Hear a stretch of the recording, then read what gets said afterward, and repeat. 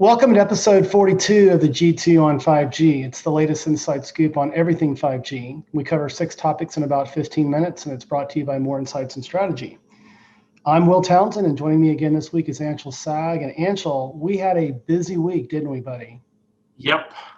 we're going to go through a lot of information here, a lot of it related to C-band, but let's jump into it. So my first topic. So I want to do a quick lightning round recap. So T-Mobile for Business and AT&T over the last week had analyst days.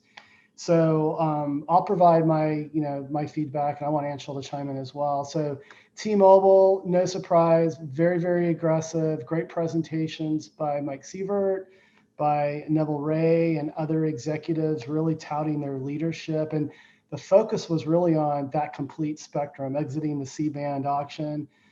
T-Mobile added a little bit to their portfolio, but again, their claim to fame is like having this layer cake, footprint, and having this advantage over their competitors with respect to not only low band but mid band spectrum, given those assets that came out of the Sprint merger. So again, no surprise, very, very aggressive in their and they're speaking to their leadership there.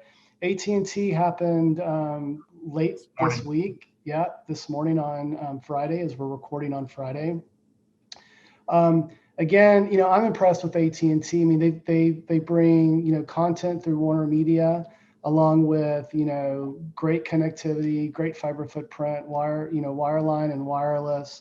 One little soundbite that I did pick out of the AT&T event, they talked about their broadband business and how that's lifted ARPU about 10%. And that's no surprise given work from home and COVID and the need for that. Even though they did overall have a soft year revenue-wise, they did see some lift in ARPU as a result of their broadband service. So, Anshel, what's your take on the T-Mobile and AT&T Analyst Days? So the AT&T Analyst Day was interesting because they did talk about fiber, which I'm currently a customer of and I've been very happy with. And I do think that it would be nice to see more of AT&T's fiber built out. And they said that they're going to be adding 3 million more customers. That's their goal. And I think that would put them over 10 million. I think they're somewhere around 8 million right now. But fiber is an expensive thing to roll out. But I think if you plan it right, you can do it in a lot of places where it makes sense, which is obviously where you have density.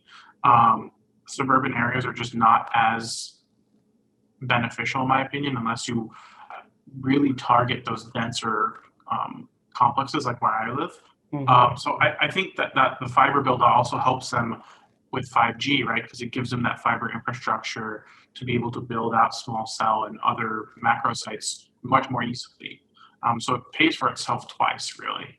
But I think that they're still very clearly rolling out their 5G Plus. There was a lot of talk about 5G Plus in a lot of different applications. But I think that they were the most, I don't know how to put it, like they were the least aggressive. Conservative. They're definitely conservative. They were definitely the most conservative in how they presented themselves. Compared to T-Mobile and Verizon.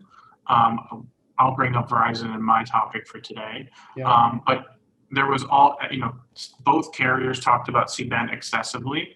Right. I think T-Mobile talked about it more than AT&T, and nobody talked about C-band as much as Verizon. But I think that T-Mobile presented a very solid future for themselves. And I think it was really smart for them to address the fact that, yes, we have the leadership today. Nobody disputes that. But we will also continue to maintain that leadership in the future. And I think that was a very important point for them to hit home because a lot of people seem to be acting like, once Verizon and AT&T get a hold of C-band, everything's back to normal again. Right. And it seems like T-Mobile, doesn't necessarily agree with that vision of the future, especially considering that they made a very good point that now that they have this 2.5 gigahertz rollout, and they're once they're done with it, deploying 3.7 to 4 gigahertz will be a breeze for them. They won't have to deploy any additional infrastructure. It'll already be densified enough and they will just be able to pick which cell sites they want to roll out to get that extra capacity. So I think it's a very interesting situation, but I do want to delve more deeply in Verizon in my topic. So I'll stop there. Yeah, I know. So that's a great segue to your topic. So Verizon held a business analyst day last week that I attended. I think I spoke to some of that, but they actually had they had a capital markets day this week. And I'd love to hear your take, and I want to interject there as well, but I'll let you take it. Yeah, so Verizon's financial analyst day, industry analyst day, whatever you want to call it. Capital markets day, whatever. Capital markets day. They basically went in and said C-band is king. They barely mentioned millimeter wave, which is fascinating because Verizon's been talking up millimeter wave. That's all they've talked about for the last 2 years. Right. They acted like it was, the future. And I do think that the millimeter wave is the future in some places, in some applications, but nationwide it's not possible, and it never was. And that was my biggest gripe with Verizon from the beginning is I love millimeter wave. I think there's so many awesome things you can do with it, but you can't build a nationwide network with it. No. And you can't tell people you're going to. And that's really my rub with them. But they went ham on C-band. They talk about C-band literally every 60 seconds, I'm pretty sure. I think if you did the C-band drinking game, you would have lost it during that one. But the truth is, I think it plugs a very big hole in their network. Verizon has a very good reputation for extremely good coverage with low band, and they have a very good reputation with their millimeter wave getting top speeds. And even I had quite good performance with millimeter wave. I was getting over a gig per second at over 500 feet away from a cell site. So it's legit. I like it. I think there's a lot of good applications for it, but they miss it. They had a huge chunk missing in the middle, and that was C-band. And I think that it's going to solve a lot of problems for them. But I think that their strategy seems a little bit incongruent. There doesn't seem to be, when they presented it, they said, we're going to roll this out and we're going to spend an extra $10 billion over 3 years. Right. And that's a lot of money. In addition to the 45 they spent, which will be 55, 56 with clearing costs. So they're going to end up spending upwards of 60. I think they're going to end up spending $64 billion total once everything is said and done. And I actually don't think that's going to be enough because as we both watched that, they said they don't need to have a low band carrier aggregation to get good coverage with their C-band, which I don't agree with. And they also said they're not going to have to densify, which I also don't agree with. You have to either do one or both or the other. Complete coverage, because their current network PCS is like 2 gigahertz. And that's almost double the frequency, the propagation of that, which T-Mobile actually mentioned in their own thing. They kind of, they had a counter messaging that came out during Verizon's analyst day where they basically said, we don't think that their network can propagate as far as they say it's going to. We think they're going to have to densify. And I think Verizon, to your point, which you and I discussed privately, I think that they're afraid of acknowledging that they are going to have to spend more money to densify. Well, the incremental 10 billion over 3 years, that's my interpretation. That's going to be, a good part of that's going to be have to invested in densification of the network. But let's do the math on this. So 45, 46 billion to your point after clearing costs, that jumps up even higher. 64. Incremental 10 billion over the next 3 years to deploy out C-band. That's in addition to the 18 billion that they are planned CapEx for this year. Do the math on that. And they're going to have to come up with the next, ride sharing, application for enterprise to even begin to recoup the investment in all of this. So I'm just scratching my head figuring out how are they going to amortize these investments over service delivery? The math that I saw was that they plan on only allowing the premium tier 5G plans, the ultimate one, the one that's cost the most, to have access to C-band, which I think is a mistake. Yeah. I think it's a huge mistake. I think it's a huge mistake, much like them trying to charge extra for 5G, because I don't think you get the scale you need, and you're going to have a lot of very unhappy customers. And I don't think people are going to move up in rate plans to get access to C-band. They're going to expect that they can have access to it if they're already in the 5G network. And to create tiers within your 5G network just seems problematic. You don't see AT&T or T-Mobile doing that. And if your competitors aren't doing it, I don't think you're going to get away with it. No, I agree. It's, it's going to overcomplicate matters, and, people, if they're not going to know, most people don't know the difference between, 5G at millimeter wave bands and 5G at mid band, and they shouldn't. It should just be, hey, it's a 5G service. So, but, long story short, Verizon's going to have to put a lot of, wood behind the arrow, if that's the correct analogy, to really recoup this. But hey, great discussion there. We could probably go on for hours there, but let me jump to my second topic this week. And news out of Mobile World Congress Barcelona. So the show pushed from its traditional February date to the end of June.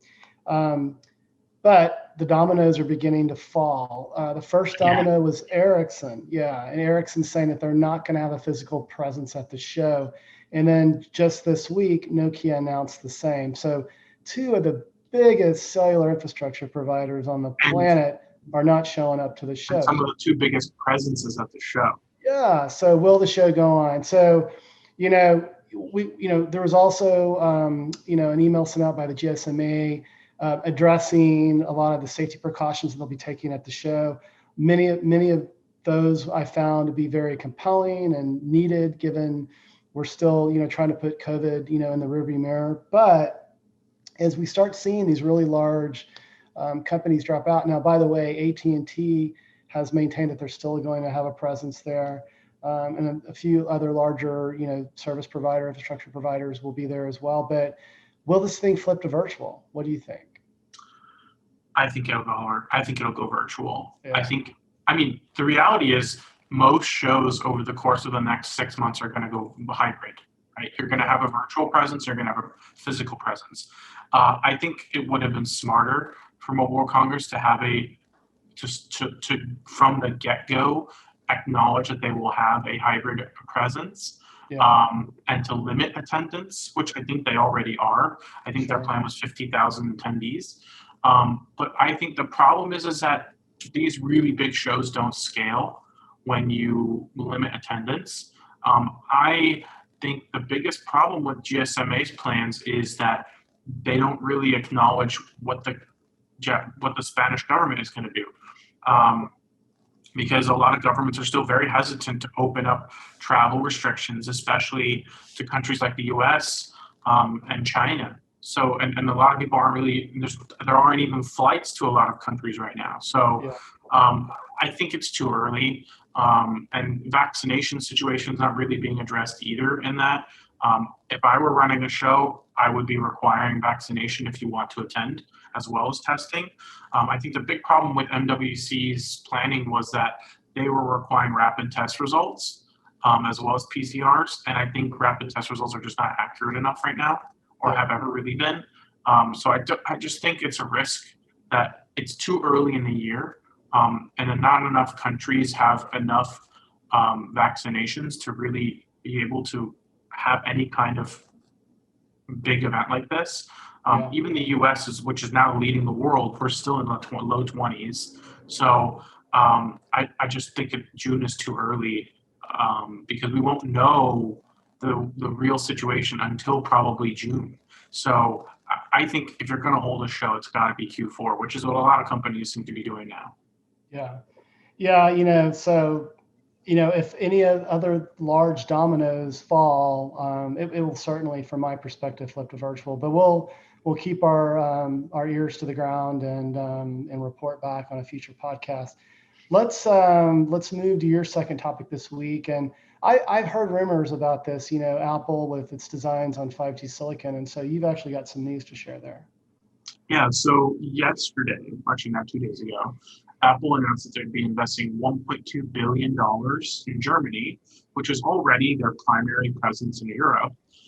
And they will be spending this money over the next 3 years. They currently have about 1,500 employees in this Munich designed facility, but they will be expanding it, building a new 30,000 square meter facility, which is enormous. And this facility will be primarily focused on building 5G and future wireless technology silicon. So this is going to be mostly a way for Apple to bolster its capabilities in the wireless space as they ramp the Intel acquisition the Intel acquisition to build 5G modems. And I can speak from experience here in San Diego. They have ramped their hiring very aggressively. They now have hundreds of positions open here in San Diego. So I believe that they're going to be expanding their presence here as well, albeit very quietly. But there was an announcement years ago that Apple would be expanding its presence here in San Diego when they were having their legal dispute with Qualcomm. And they kind of did telegraph that, but they will be, this is all about building 5G silicon and eventually building their own 5G modems. So they now have, people in Cupertino, people in San Diego, and people in Munich. So those are going to be probably their 3 primary design centers for 5G silicon. Yeah, so from your perspective, I mean, how far, is Apple away from really sort of closing the gap here with their own solutions? I think realistically, we're still probably another 3 to 4 years out. If you look at their agreements with Qualcomm, I believe they're 5 or 6 year agreements, and those were made in 2019. So I think we're probably going to see something from them in the next 3 to 4 years as a actual product. It could happen sooner, but these things take time. They're going to have to, get themselves involved in all the standards organizations, which they are in a lot of senses. But they have to also, if they really want to have a real 5G modem that they don't have to pay as much for licensing, they will need to start to add things to the standards as part of the organization, as opposed to just being a member. And actually filing for 5G patents in the modem space, because otherwise they're going to still have to license from the Ericssons and the Qualcomms of the world to build their modems, which will still cost them more money. But I think that they will want to have their own IP, and they'll want to have their own, silicon built into, because I think the reality is long term, the modems will be integrated. I don't think this will be discrete. Right. Yeah. And Apple's all about its own ecosystem, right? So, that's the reason why they acquired Intel's, business. And this isn't a trivial undertaking. Silicon is complicated. 5G's, and 5G's a heavy lift, and Qualcomm's been doing it forever. Ericsson's got capabilities there as well. So it'll be interesting to see how things wind out there. Let me jump to my third topic this week, and I want to talk about Nokia. A couple of things happened this week. One, they hosted an analyst session where they did a deep dive into C-band and kind of compared and contrasted that to CBRS. And then, I actually learned quite a bit. They had a few technical folks on the call, and you're a little more technical because you get into the kind of the nits and gnats of the end devices and the modems, but I was impressed to learn about just the power and performance characteristics of C-band versus CBRS. And, I came away with the knowledge of, hey, CBRS truly is more ideally suited for enterprise private networking deployment from a spectrum perspective when you look at those characteristics relative to C-band, which is going to provide, the bandwidth and the power, to basically power, public, cellular networks. So, I thought that was interesting. They also had an announcement this week where they announced a platform that's going to support their OpenRAN initiatives. And so they have one of the first, certified platforms that is ORAN compliant. And, from my perspective, these are two areas that Nokia is really betting strongly on. They're betting strongly and leaning into private networking. They have over 260 customers, they claim, that have multiple network deployments. So it's more than 260 deployments, but 260 discrete customers that have deployed their private networking solutions. And they are absolutely the unchallenged leader with respect to their traditional peers and Huawei and Ericsson and Samsung networks in leading the OpenRAN initiative. Because, I mean, honestly, they have new leadership in place. Financially, they've struggled, right? And these two areas represent net new opportunities for them. So I continue to be impressed with how they're doubling and tripling down into these areas. I don't know if you have any insight there as well, buddy. I do, and this reminded me of something that I actually forgot to mention during the Verizon component of things. Verizon is supposedly going to roll out OpenRAN based equipment in their C-band spectrum, which is probably one of the ways they're going to be able to do it without overspending. I think it's interesting because CBRS is something that Verizon also has. So I think Verizon is primed to be one of Nokia's big opportunities for growth in the future, because if you look at what they're doing, CBRS is very much a local indoor, not very high broadcast application. Verizon's obviously doing it because they have the spectrum and they're probably going to use it primarily for private 5G applications once that becomes available, because right now it's only a 4G. But I think it's really interesting because this does position Nokia as a unique play in the mid-band spectrum, because that's a really great application for OpenRAN. Absolutely. And I think that Verizon might be their big opportunity in the US, because I know that they're already working with T-Mobile. And I think it'll be really interesting to see how it grows for them. Yeah, it makes perfect sense, right? We were just talking about Verizon, and the amount of money that they've spent on C-band, and all of that. And they're going to have to find ways to get more efficient with their CapEx spend. And certainly OpenRAN can do that with disaggregated hardware and software, leveraging, industry standard, equipment to lower that overall cost. But then there are integration challenges that come along with that. So it's not a one for one. I mean, some carriers like Rakuten will claim that, hey, we've seen fantastic, CapEx savings and fantastic OpEx savings with it. But, Rakuten has also had some integration challenges that we've talked about on prior podcasts as well. So, but I agree with you. It's like, I'm not surprised to hear that news, because Verizon's going to have to get really clever with respect to managing that CapEx line. So good stuff, buddy. Well, let's go to your third topic this week, and you want to talk about GoGo, and they're the guys on the airplane, right? Yeah, which none of us have really seen much this year. Right. So basically, GoGo was planning to roll out its own 5G network for the planes that use their service, because GoGo is a combination of terrestrial and satellite. But their terrestrial network is currently 4G, and they planned to upgrade 250 of their cell towers to 5G using Airspan's virtualized RAN with a proprietary modem using MIMO or massive MIMO. And the thing is that this would be transmitting on the 2.4 gigahertz unlicensed band to these plane-mounted antennas on the bottom of the planes.